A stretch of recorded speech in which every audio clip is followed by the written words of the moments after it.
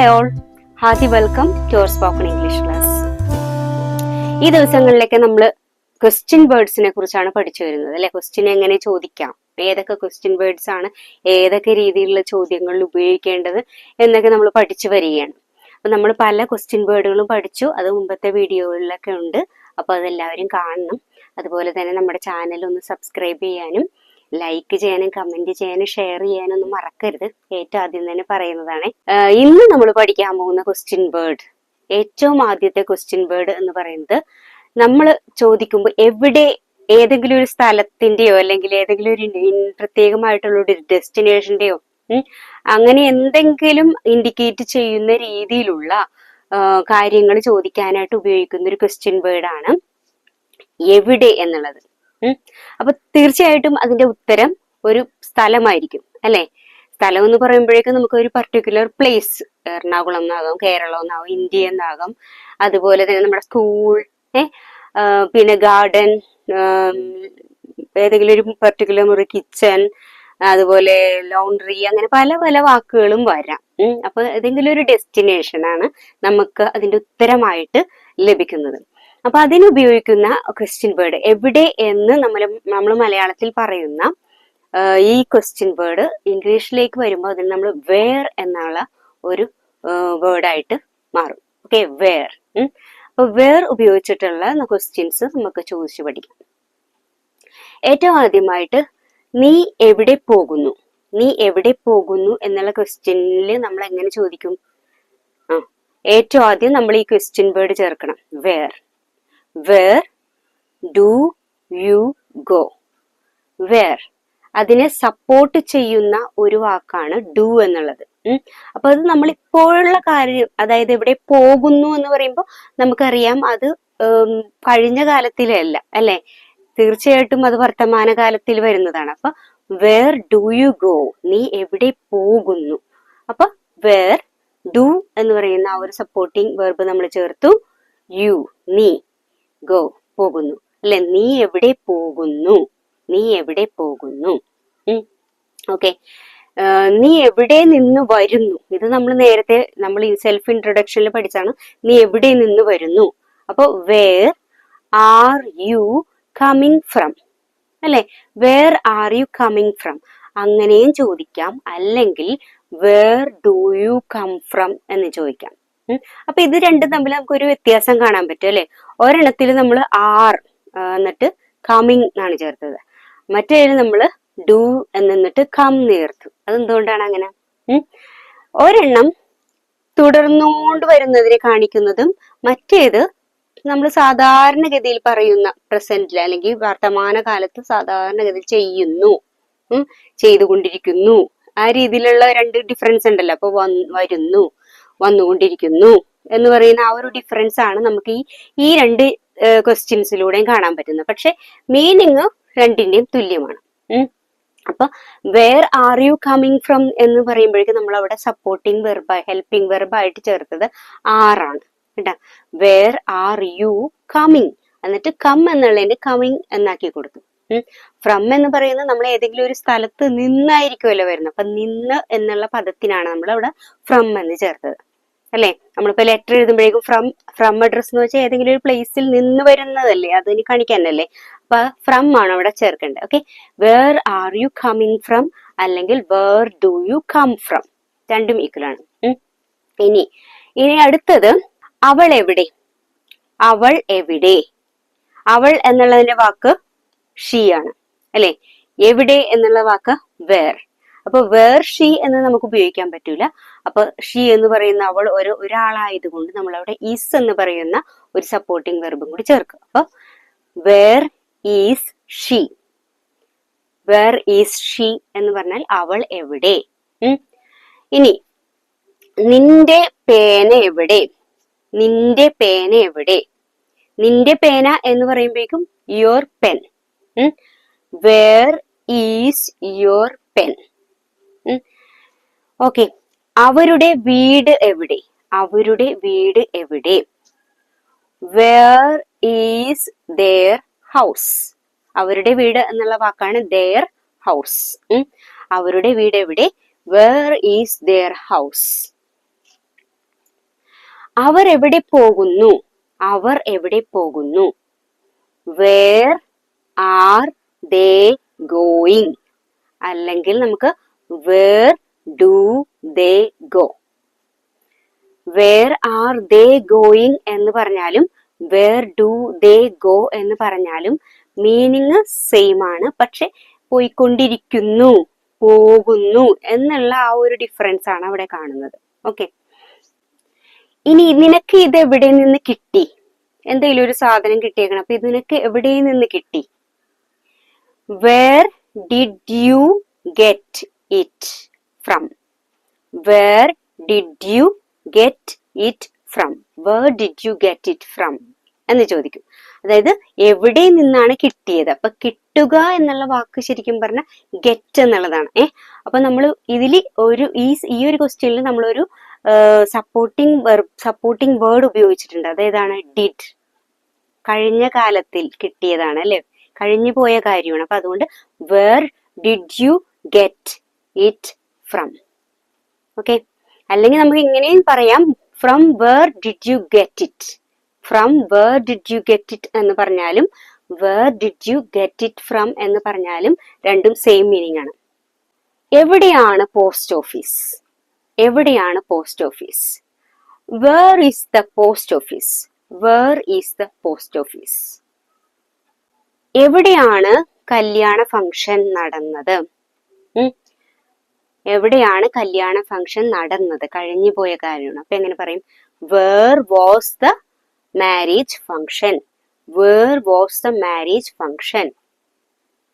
Okay, അങ്ങനെ where ഉപയോഗിച്ചിട്ടുള്ള questions ആണ് നമ്മൾ നോക്കിക്കൊണ്ടിരിക്കുന്നത്. അപ്പൊ പല കാലത്തിനും. ഇനി ഭാവിയിലും ഉപയോഗിക്കാം നമുക്ക് വേർ. നീ എവിടെ പോകും? Where will you go? നീ എവിടെ പോകും? Where will you go? Class എവിടെ നടക്കും? Where will the class take place?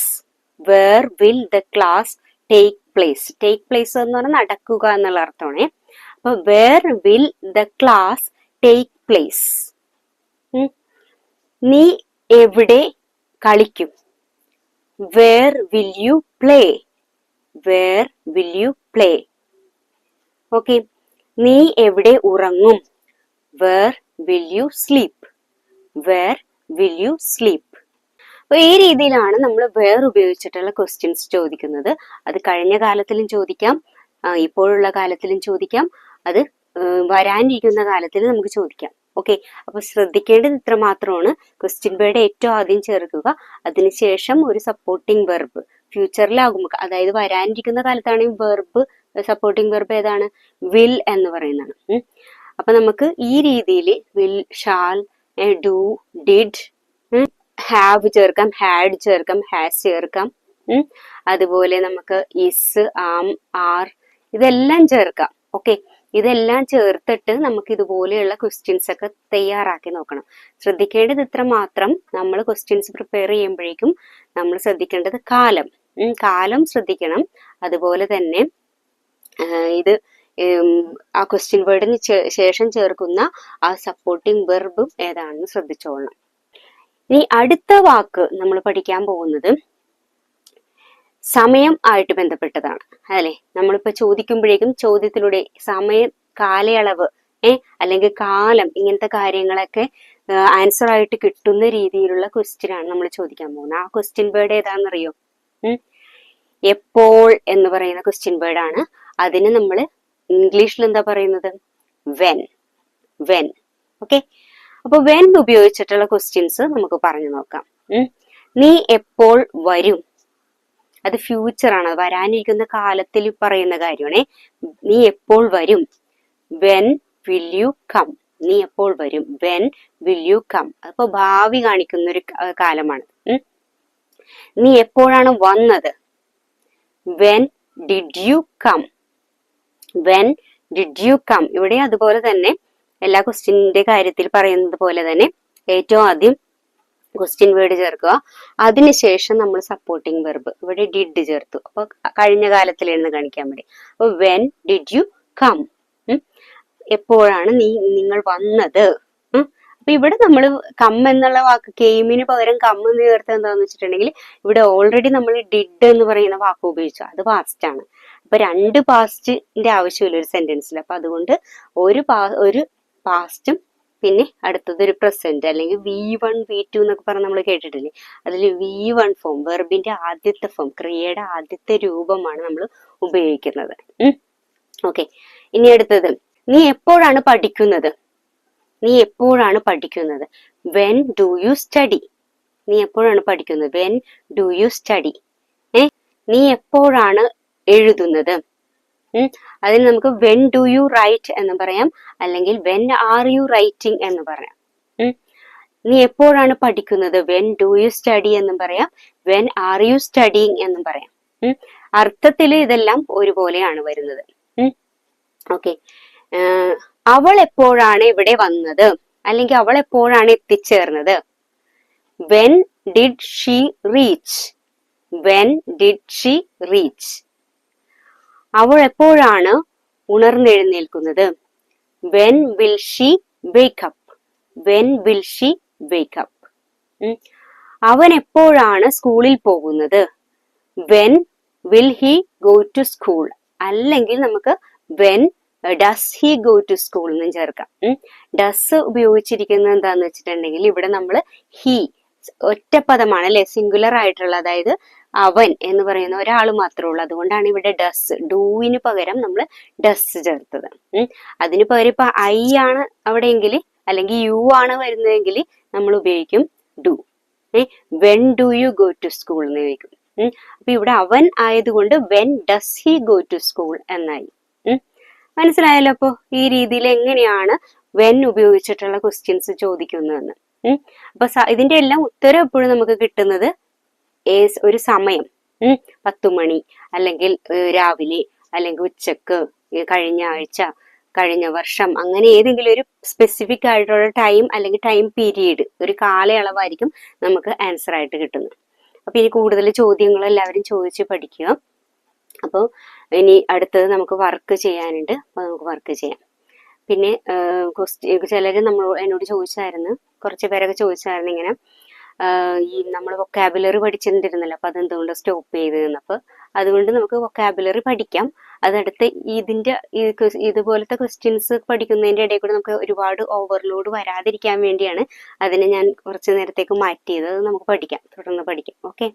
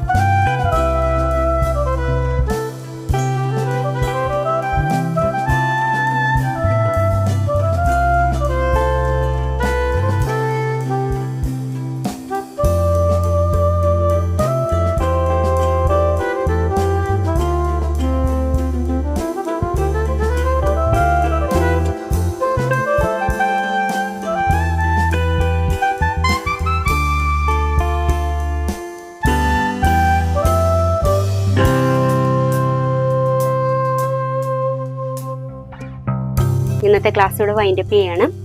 അടുത്തൊരു ടോപ്പിക്കുമായിട്ട് നമുക്ക് അടുത്ത ക്ലാസ്സിൽ കാണാം. അതുവരെ എല്ലാവർക്കും ബൈ.